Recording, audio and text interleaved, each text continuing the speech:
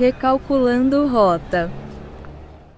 Como eu sou, né, não sou exatamente daqui, eu me considero muito estrangeiro aqui, né? Então, acho que quando a gente vai para uma terra estrangeira, a gente fica querendo conhecer, né?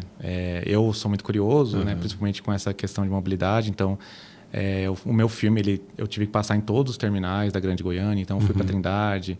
A minha namorada tem família em Trindade. E eu estou vendo a transformação que Trindade quer com o novo santuário, né? Com a nova basílica. Então, realmente imagino que lá deve ter esses outros planos, né? Mas aproveitando sobre mobilidade, assim, que a gente conceituou, né, dentro da sua visão também, como que você vê Goiânia dentro desse conceito, assim? Como é que você vê hoje, assim, Goiânia? E não falando exatamente sobre a troca de gestão ainda, que eu vou puxar esse assunto mais para frente, mas, assim, uma foto hoje, assim, tipo... Até pelas suas vivências também, né? Porque além, né, de você ser arquiteto urbanista, você viveu aqui, você é daqui. Eu sou nascido e criado aqui em Goiânia. Assim, eu morei boa parte da minha vida, assim, boa parte não, até os 17 anos no setor Coimbra, que é um bairro, assim, digamos, pioneiro, né? Assim, porque depois do setor central, nós tivemos o setor sul, o setor oeste, depois Coimbra, Bueno, né? Então... E Coimbra está muito perto ali de Campinas, né? Divisa realmente, né? Então eu morei e tive uma liberdade muito grande ali na minha infância e na adolescência para andar de bicicleta, andar a pé. Mas Goiânia é um retrato que eu acho que ela inspira muito cuidado, assim, né? Muita atenção, muito cuidado, principalmente por parte do gestor público.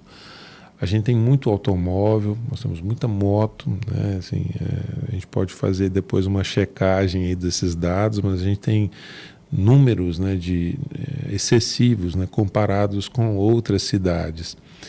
E o que leva assim, a algumas decisões assim, um tanto quanto equivocadas, né? Assim, a gente teve já corredores exclusivos em algumas avenidas que eu acho que eu considero que seja uma excelente medida do ponto de vista da gestão da mobilidade, né? Você enfatizar e favorecer o transporte público, e os corredores têm esse papel, né? Então, se você pegar algumas avenidas, você tinha isso, né? Agora, com a mudança de gestão, a gente pode depois falar sobre isso, acabou alterando um pouco esse modelo, essa proposta. Mas os melhores corredores, né, esse que você citou, né, que você fez o movimento, né, pendular, né, simulando, né, o eixo leste-oeste, é um eixo importantíssimo, e ali eu considero que a gente tem um bom exemplo. Inclusive, assim, é um exemplo a nível até, pelo menos, continental, né? Porque eu lembro que tem o BRT de Curitiba, né? E o de Goiânia também está ali bem no início. Não sei qual que é primeiro, não lembro agora, porque eu acho que parece que tem uma...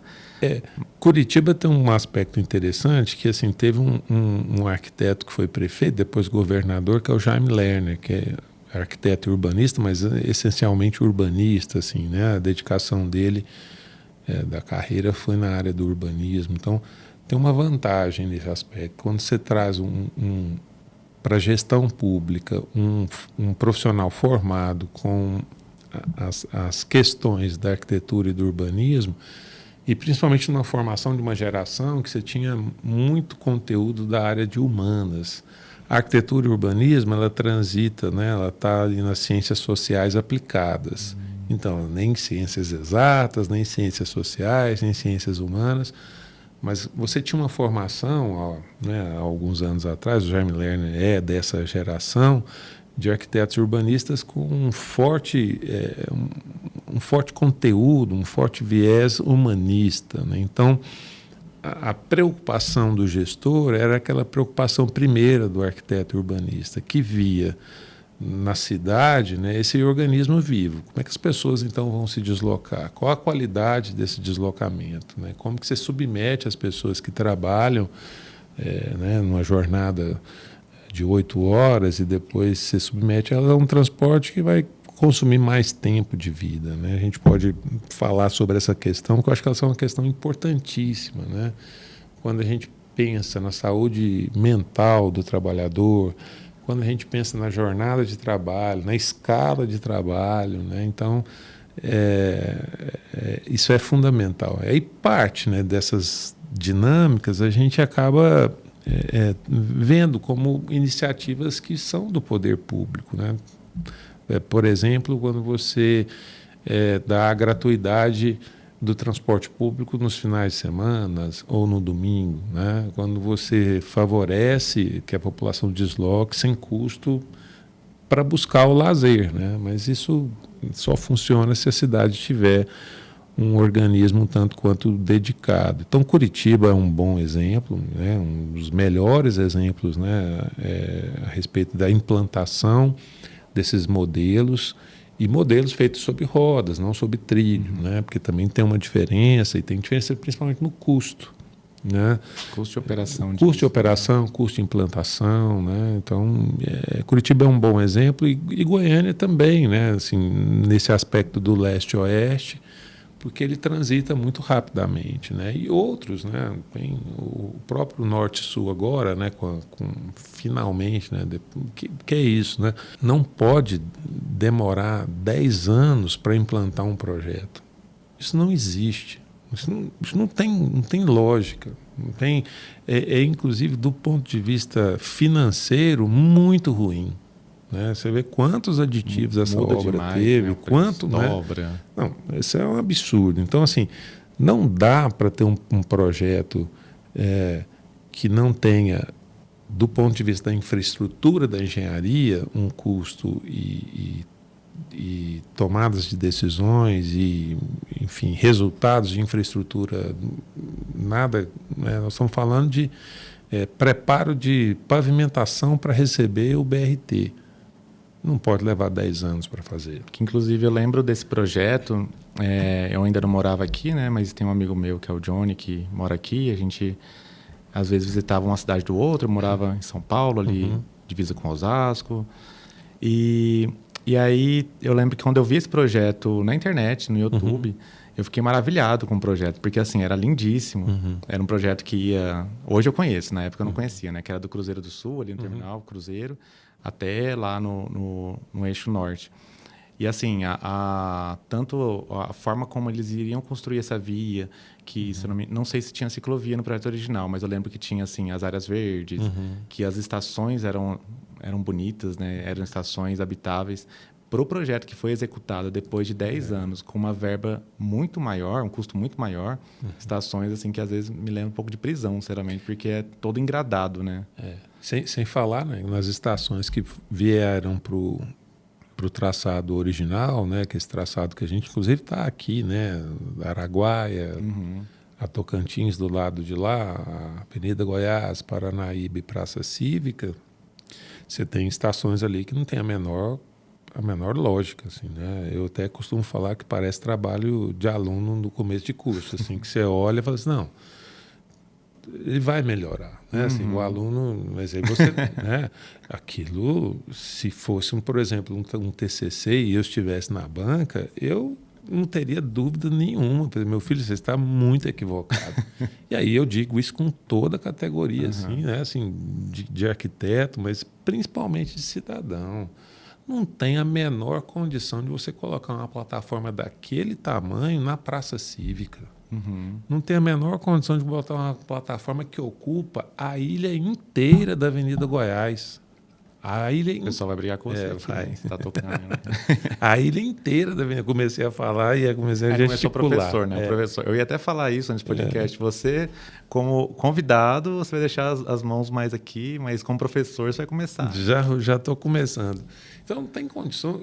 Você pega a ilha da Avenida Goiás, que tem na essência do projeto urbanístico a perspectiva, a paisagem, e você coloca um paredão. E o pior, você não tem como circular. Você não tem como circular em volta. Então, não tem sentido.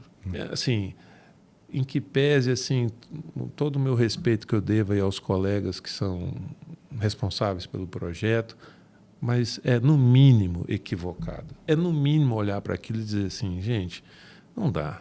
A proporção de Goiânia, da rua, da avenida, tem solução para isso de outra forma, porque tem escala para isso. Né? Quando eu digo escala, tem a proporção humana mesmo. Então, você tem uma plataforma elevada, cobre tudo para poder o cara transitar. Assim, o tempo de permanência é pequeno, é muito pequeno. Né? Então, na última edição da Deriva, em maio, a gente percorreu ali, saímos ali do Tianair Café. Rua 4, né?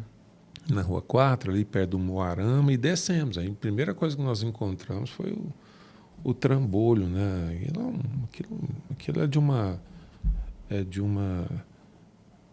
uma proporção assim que é equivocada, é erro primário. Assim, o que é erro primário dentro da arquitetura e urbanismo? Chama-se escala e proporção. Você projeta alguma coisa para uma escala, para uma proporção, aquilo está fora de proporção. Né? Não dá para dizer assim, porque o veículo vai passar aqui e vai ter que cobrir. Não, até pouco tempo nós tínhamos as paradas de ônibus ali a 2 e pouquinho, porque é o que funciona mesmo. Né?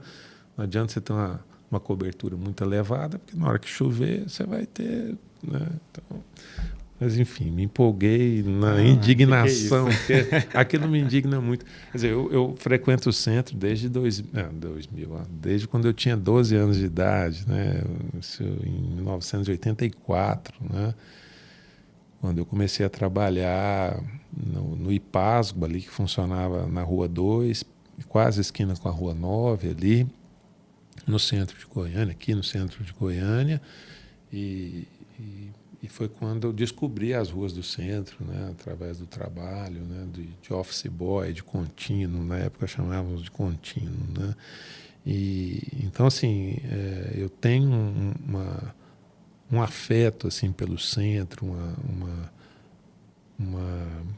uma vontade de ver esse centro, né, revitalizado, ocupado, né, não gentrificado, né, que suplanta muita coisa. E depois fui me reencontrar com o centro da cidade já na faculdade, né, na década de 90, 1990, quando eu comecei o curso de arquitetura e urbanismo. Né. Inclusive, né, eu apoio o Braulio para prefeito. Né? Por que não? Este videocast é uma realização da Breve Produtora. Ideia original, O. Juliano Gomes. Direção, O. Juliano Gomes, Thomas Toledo e Micaela Paza. Apresentação, O. Juliano Gomes. Convidado, Braulio Vinícius. Roteiro, Micaela Paza e O. Juliano Gomes. Direção de fotografia e edição de vídeo, Thomas Toledo. Vinheta sonora, Micaela Paza. Vinheta visual, Thomas Toledo. Fotografia making of e still, Thomas Toledo. Recursos de acessibilidade, Setup Filmes. Intérprete de Libras, Poliane Rodrigues. Voz da audiodescrição e de créditos, Victor Vinícius. Captação de áudio e vídeo, Bold Studio.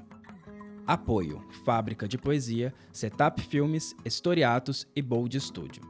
Agradecimentos, Kessler Magalhães e Rafael Vaz. Curtiu o conteúdo? Segue a gente no Instagram, @breveprodutora. Todas as obras do artista Rafael Vaz estão disponíveis para apreciação e aquisição no perfil de Instagram do seu ateliê, @Fábrica de Poesia GO. Este produto foi realizado com apoio financeiro por meio da Lei Paulo Gustavo do Governo Federal, aprovado no edital 1/2023, operacionalizado pela Secretaria Municipal de Cultura da Prefeitura de Goiânia.